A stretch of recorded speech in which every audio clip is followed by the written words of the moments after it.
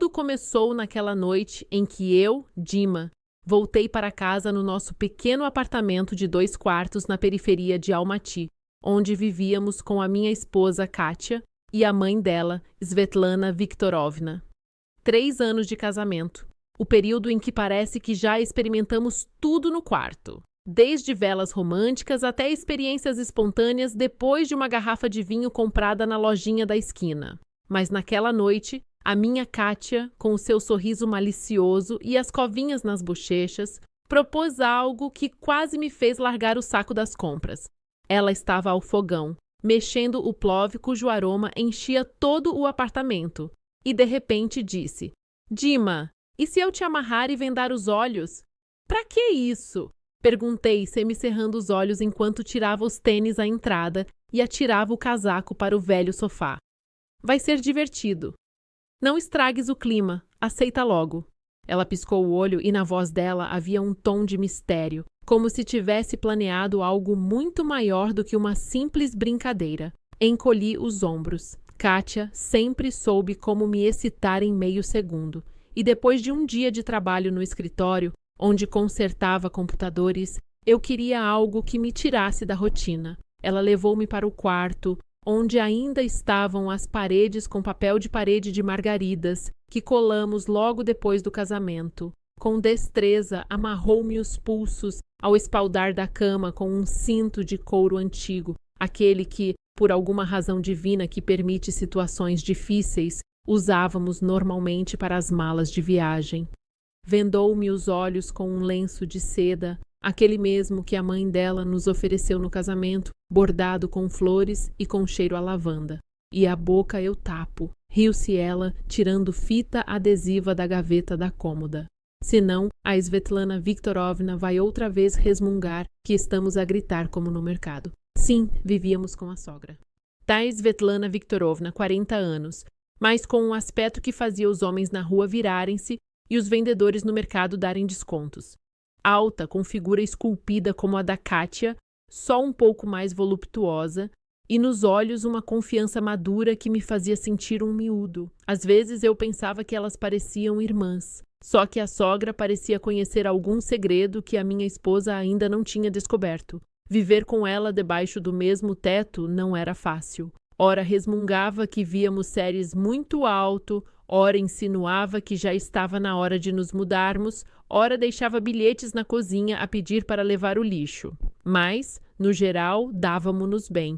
Ela até me oferecia de vez em quando os seus famosos chebureki caseiros, impossíveis de recusar. Vá lá, traz os teus brinquedos! Resmunguei eu, já antecipando algo interessante, embora me passasse pela cabeça que podia ser só mais uma brincadeira da Kátia. Kátia saiu batendo com a porta e eu ouvi passos no parquet que rangia. 1 minuto depois, ouvi um farfalhar. Alguém colocou-me um preservativo e depois desceu sobre mim, mas algo não estava certo. Os movimentos eram diferentes, o ritmo estranho, até a respiração mais profunda do que a da Kátia. Fiquei tenso, tentando perceber o que se passava. As horas na parede marcavam 2 da madrugada. Quem mais poderia estar no nosso Khrushchevka? Só nós 3. Mãos amarradas, olhos vendados, e ela apenas gemia baixinho, como se de propósito para eu não reconhecer a voz. Pensaram em tudo com esperteza, passou-me pela cabeça, mas esqueceram-se de uma coisa: o cheiro. Não era o da Kátia, leve e floral, mas algo mais intenso, com notas de sândalo. Aquele perfume eu tinha oferecido à sogra no aniversário dela, escolhido na Duty Free quando fomos à Turquia. O coração disparou. Será que era a Svetlana Viktorovna? Ou eu estava a enlouquecer? Os pensamentos baralhavam-se, mas decidi não dar parte de fraco. Se fosse a Kátia, ela queria claramente apanhar-me desprevenido. Se fosse a sogra, isso já era outra história. Passaram uns 20 minutos, não aguentei mais. Ela desapareceu imediatamente, como se tivesse evaporado na escuridão, e pouco depois voltou a Kátia. Começou a desatar as cordas, cantarolando qualquer coisa baixinho. Então, Dinka, foi fixe? Riu-se, arranjando o cabelo e atirando o lenço para a mesinha de cabeceira. Puxei-a para mim, olhando diretamente nos olhos.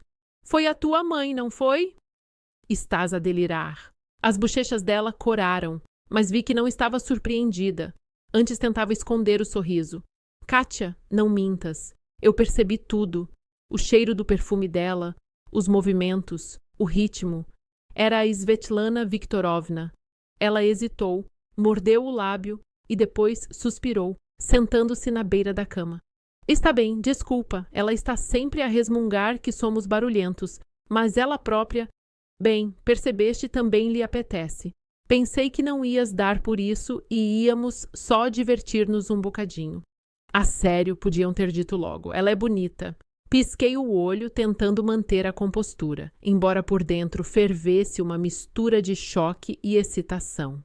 E sabes, a sensação foi ainda melhor do que o habitual. Podemos repetir? Kátia olhou-me com leve surpresa. Depois riu-se e deu-me uma palmada no ombro. Não te importas? Bem, vou pensar. Só não abuses, Dimka. Na noite seguinte tudo se repetiu, mas com novas cores. Desta vez ela, ou elas, foi mais ousada, movimentos mais confiantes, gemidos um pouco mais altos, embora a voz ainda estivesse disfarçada. Eu estava deitado, tentando perceber quem era, mas o cheiro a sândalo voltou a denunciá-la. De manhã, ao pequeno almoço, Svetlana Viktorovna evitava cuidadosamente o meu olhar enquanto servia o chá com mãos trêmulas. Estava com um roupão azul favorito que a fazia parecer ainda mais jovem. Kátia, por outro lado, lançava-me olhares maliciosos, como se testasse o que eu ia dizer. Eu ficava calado, mas por dentro tudo fervia. Naquele dia não consegui concentrar-me no trabalho. Na cabeça rodopiavam imagens da noite, o cheiro a sândalo, os sussurros. Até derramei café no teclado, o que provocou risinhos dos colegas. Ao fim da tarde, decidi não adiar mais. Voltei do trabalho mais cedo, enquanto Kátia ainda estava no banco. Trabalhava até às 6, lidando com créditos. Svetlana Viktorovna andava atarefada na cozinha, de vestido leve que realçava a figura. No fogão chiavam costeletas. Na mesa estava a tábua de cortar com cebola fatiada. Aproximei-me por trás. As minhas mãos deslizaram pelas coxas dela. — Dima, o que estás a fazer? Exclamou ela, mas não se afastou, apenas deixou cair a colher de pau. Eu sei que foste tu. De noite não te importaste, disse eu, olhando-a nos olhos. Ela ficou em silêncio, só as bochechas coraram, e 1 minuto depois, a cozinha encheu-se dos gemidos dela. Sentia-a a tremer sob as minhas mãos, a respiração a acelerar. Como és? Acelerei o ritmo, sentindo a adrenalina bater na cabeça. Podemos experimentar mais alguma coisa? Ela assentiu timidamente. A voz tremia. Ai, Dima, mais devagar. Diz como queres. Toma-me. Fiz o que ela pediu. Pouco depois, ela, a tremer, escorregou para o chão, ofegante. O cabelo despenteado, o vestido subido. E então? Perguntei, sorrindo, e estendi-lhe a mão para as ajudar a levantar. Isto é anormalmente bom, suspirou ela, arranjando o cabelo e sorrindo envergonhada. Depois daquele episódio na cozinha, instalou-se no nosso apartamento uma atmosfera estranha. Kátia fingia que não sabia de nada.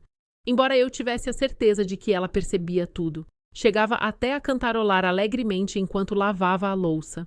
Svetlana Viktorovna corava quando eu olhava para ela, e eu apanhava-me a pensar que esperava a noite com um entusiasmo de miúdo.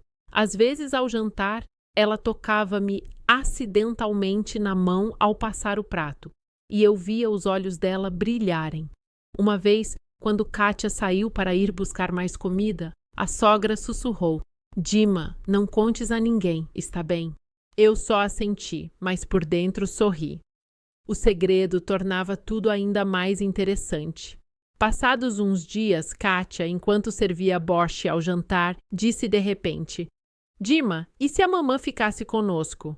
Às vezes. Quase engasguei, pousando a caneca de compota na mesa. A sério?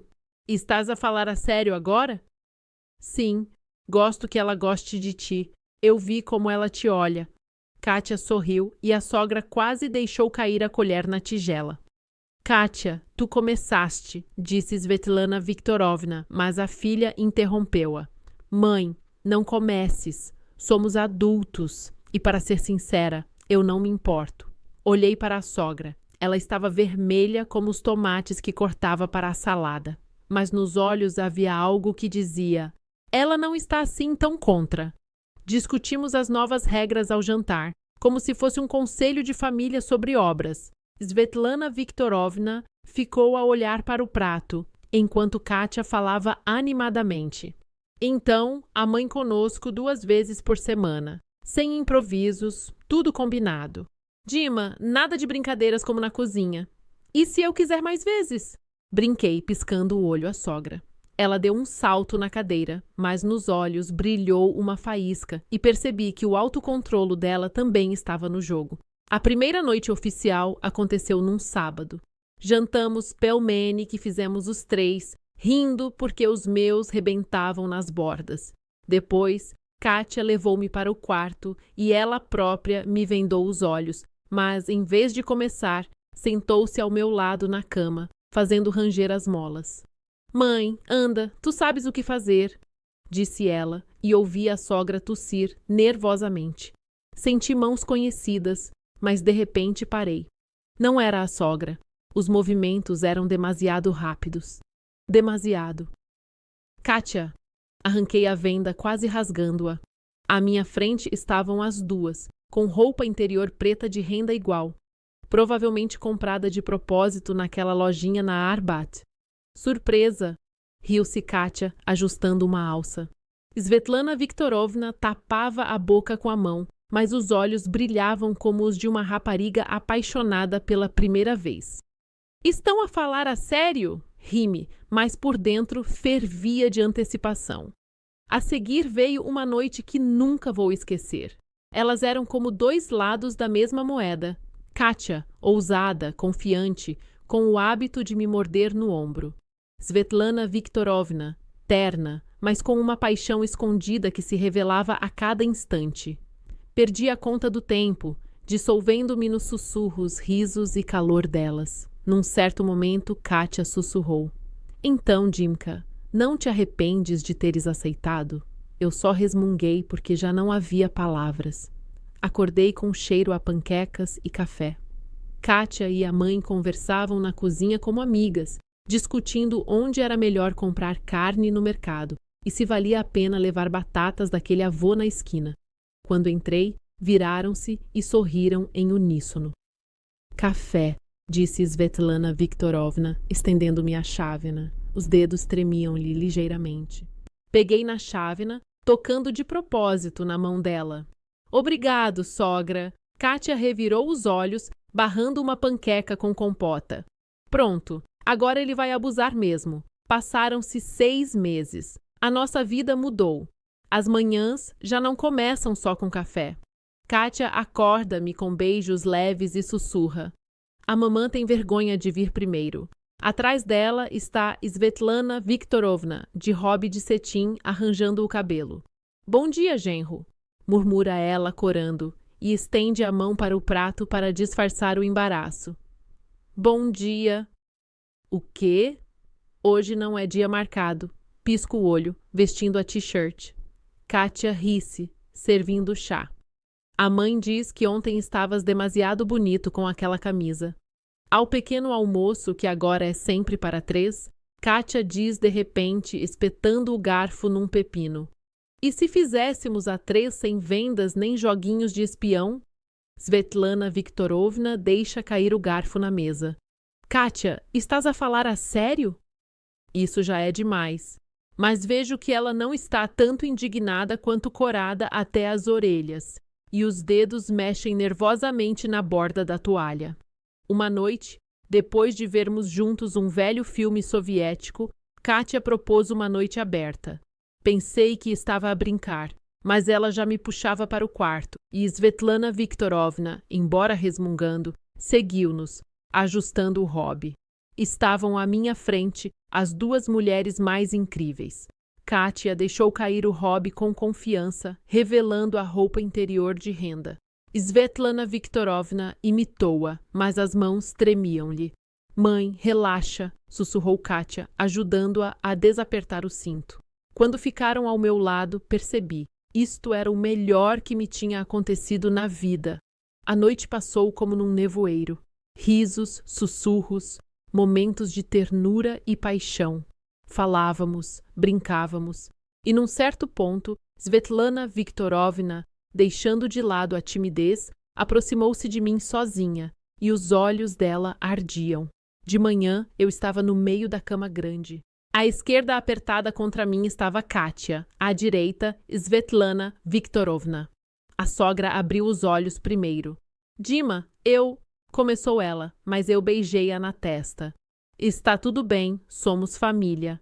Kátia acordou, viu-nos e sorriu, esticando-se. Então, mãe, agora oficialmente vamos partilhar.